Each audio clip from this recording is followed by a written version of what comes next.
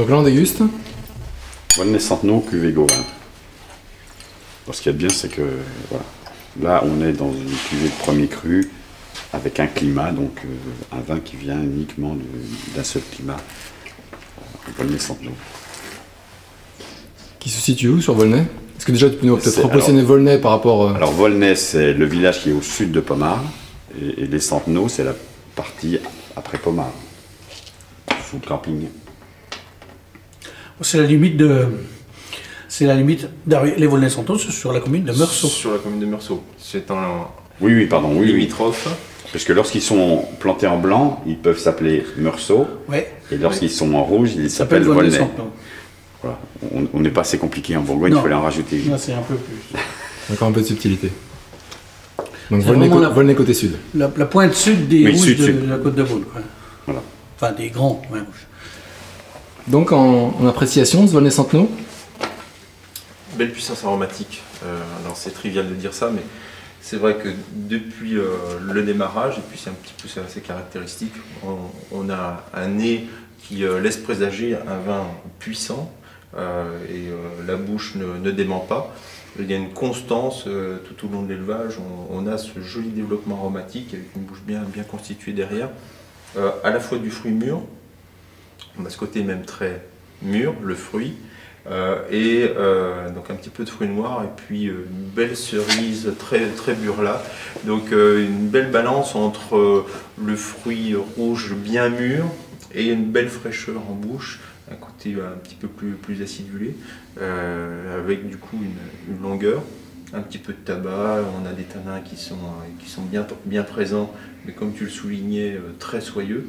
Donc vraiment un vin à la fois très riche, puissant et rond, élégant. Donc, On a l'élégance et le soyeux de Volnay tout de même, mais avec vraiment une puissance d'un premier cru qui va lui donner vraiment, il va y avoir sous la pédale pour un moment là. Là on peut parler de richesse. Hein, on peut plus...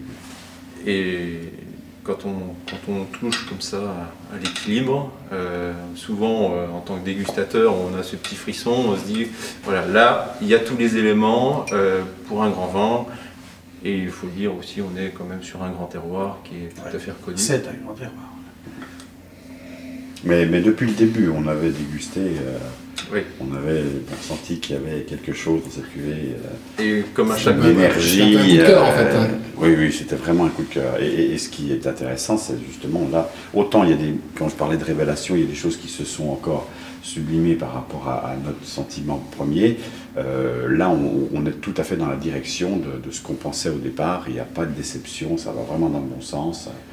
Et puis c'est une preuve de plus que plus les terroirs sont grands, sont sus comme grands, plus on va vers des premiers crus ou des grands crus, plus on a une constance qui se fait fi des fluctuations des millésimes.